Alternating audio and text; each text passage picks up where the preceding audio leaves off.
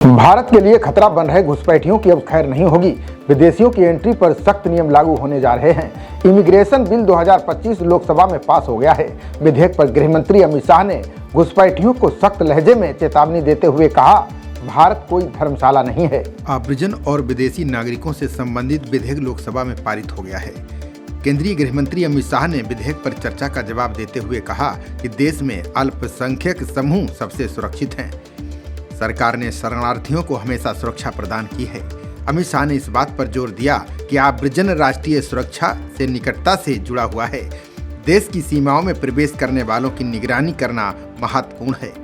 सताए गए समुदायों को शरण देने में भारत की ऐतिहासिक भूमिका पर प्रकाश डालते हुए शाह ने कहा कि भारत एक भू सांस्कृतिक राष्ट्र है। यहूदी इजराइल से भागकर यहाँ रह गए। प्रधानमंत्री मोदी के कार्यकाल में पड़ोसी देशों के 6 उत्पीड़ित समुदायों के लोग CAA के जरिए देश में शरण ले रहे हैं।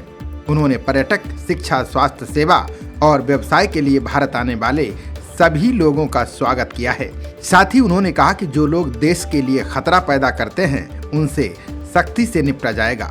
भारत कोई धर्मशाला नहीं है, जो चाहे यहाँ आकर बस जाए। इमिग्रेशन एंड फॉरेनर्स बिल 2025 के कानून बनने के बाद बांग्लादेशी हो या पाकिस्तानी, किसी भी घुसपैठियों को बख्शा नहीं जाएगा। उन पर कड़ी कार्रवाई की जाएगी। इसकी जरूरत इसलिए पड़ी क्योंकि बॉर्डर से अवैध बांग्लादेशी घुसपैठियों का आना भारत के लिए सीमा पर सबसे गंभीर समस्या है। ये अवैध प्रवासी भारत की अर्थव्यवस्था, राजनीति, समाज और सुरक्षा के लिए गंभीर खतरा बन रहे हैं। ये न केवल बॉर्डर के इलाकों में बस चुके हैं, बल्कि उत्तर पूर्वी राज्यों के अलावा दिल्ली, मुंबई, बेंगलुरु समेत देश के लगभग हर राज्य तक पहुंच चुके हैं। ऐसे लोगों का सिलीगुड़ी कॉरिडोर में बसना देश की सुरक्षा के लिए ठीक नहीं है। इमिग्रेशन और फॉरेनर्स बिल 2025 में नए कानून को और कड़ा किया गया है। विधेयक के अनुसार अगर कोई शख्स जाली दस्तावेजों के माध्यम से भारत में प्रवेश करता है तो 2 से 7 साल तक की सजा का प्रावधान है। इसके साथ ही 1 लाख से 10 लाख रुपए तक का जुर्माना भी लगाया जाएगा।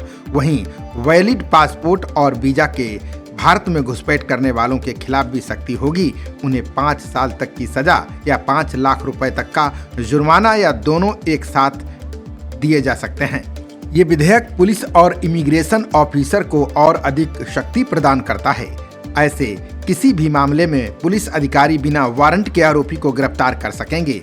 साथ ही विधेयक विदेशियों को भारत से हटाने, उन्हें उनके देश डिपोर्ट करने या छूट देने जैसे तमाम मामलों में केंद्र की शक्ति को बढ़ाएगा। विदेशी नागरिकों को अपने खर्च पर भारत से बाहर निकलना होगा। पहचान के उद्देश्य से बायोमेट्रिक डेटा देना होगा। प्रस्तावित कानून विदेशी अधिनियम 1946, पासपोर्ट अधिनियम 1920 और विदेशियों का पंजीकरण अधिनियम 1939 को बदलने की कोशिश है। ये कानून मूल रूप से विश्व युद्ध के समय युद्धकालीन परिस्थितियों के लिए बनाए गए थे, अब पुराने हो चुके हैं। सरकार का तर्क है कि आव्रजन नियमों को आधुनिक बनाने और गैर जरूरी प्रावधानों को खत्म करने के लिए एक एकीकृत कानून की आवश्यकता है। खबरों का सिलसिला जारी रहेगा। देखते रहिए जनप्रवाद। नमस्कार।